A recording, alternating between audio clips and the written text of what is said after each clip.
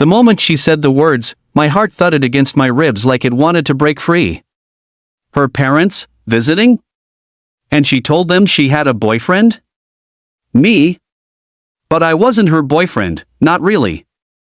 In that moment, standing under the flickering streetlight outside her apartment, I felt the ground shift beneath my feet. It wasn't fear, exactly. It was something deeper, something I didn't know how to name, something that felt like hope wrapped in panic. Because for months, I had quietly loved a girl who never owed me anything, and now she wanted me to meet the two people she feared disappointing the most. Call to action 1 right after hook. Before the story continues, if you believe in kindness, in second chances, and in the beauty of unexpected love, please like, comment, share, and subscribe to channel name. It truly supports the channel and helps more people discover these emotional stories. I still remember how her voice trembled when she explained everything. She told me her parents thought she was living a full, stable life, something she had been struggling to build for years. She had worked tirelessly after moving to the city, juggling 2 jobs, late-night shifts, and an apartment too small to hold her dreams. Her parents, simple and traditional, had always wanted her to have someone who cared for her. They worried about her being alone. And to silence their fears, she had told them she wasn't alone. She told them she had someone. She told them she had me. I wanted to ask why she chose my name. Why she didn't just invent someone else. Why she placed a piece of her life, something so intimate, in my hands. But when she looked at me that night with a mix of desperation and silent apology, the questions dissolved. She didn't owe me explanations. She just needed help. And I wanted, more than anything, to be someone she could rely on. The days leading up to their arrival were a blur of preparation and panic. She invited me to see her apartment, really see it, for the first time. It was small but filled with her warmth, mismatched cushions she bought from thrift stores, plants she rescued from dying, little notes she wrote to herself taped to the mirror. Be patient. Keep going. You're stronger now. They were pieces of her heart placed where only she could see them. She walked me through what she had told her parents about me. A kind man, simple, hardworking, someone who treated her well. Hearing those made-up qualities stung in a way I hadn't expected, because they were the things I wished to be for her, not as an act, not for a day, but for real. She didn't see how nervous I was.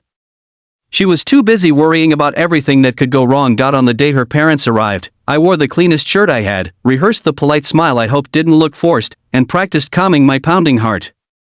When they stepped out of the car, a warm-looking couple with age lines carved by both love and hardship, I saw her shoulders tighten with anxiety. She wanted them to be proud. She wanted them to believe she was living a life worth smiling over. When her father shook my hand, I tried to grip firmly, confidently. But he held my hand longer than a casual greeting. His eyes searched mine. Not suspiciously, but curiously, almost gratefully. As if he saw something he wished for his daughter. Her mother, who hugged everyone with the kind of affection that made strangers feel like family, hugged me too. She smelled like home-cooked meals and soft evenings. Inside the apartment, I played my part.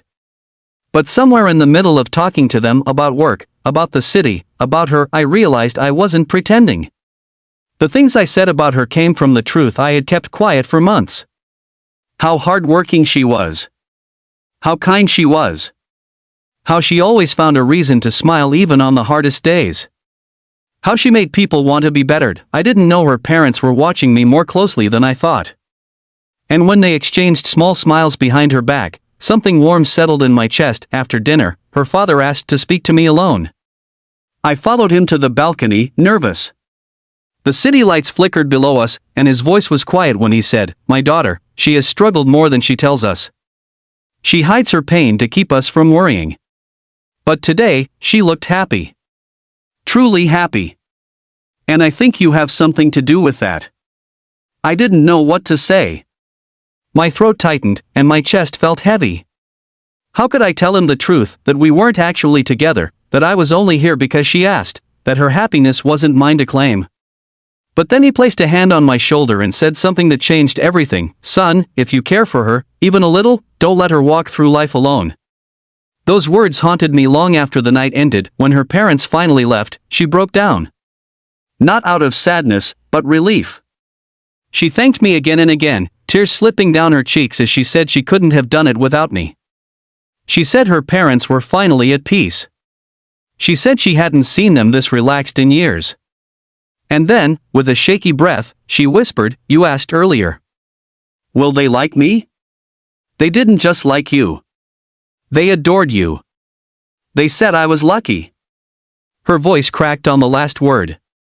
She stepped back slowly, as if afraid to say what came next, and in that moment, something inside me finally gave way. I stepped closer, gently wiping her tears with my thumb. I told her I didn't help her out of obligation. I didn't help her because she asked. I helped her because somewhere along the way, without realizing it, I had fallen for her. Her strength. Her gentleness. Her stubborn hope. All of it. She looked at me like she had never seen me before. Like I was something new. Something she didn't expect but couldn't look away from. And for the first time, she didn't hide her feelings behind jokes or awkward smiles. She whispered, almost breathlessly, "I didn't tell them you were my boyfriend because I needed a lie. I told them because, maybe I wanted it to be true."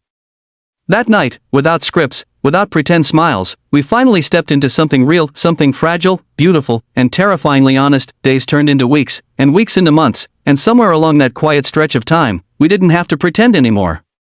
Her parents visited again, this time knowing the truth and loving it even more. Her father's words stayed with me forever: "If you care for her, don't let her walk alone." I didn't.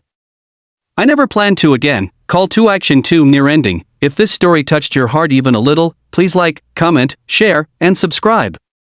Your support allows stories like this to keep reaching people who need them. Special request: before you go, please comment below. Love deserves honesty. Thank you for watching, and may your heart always find the love it deserved.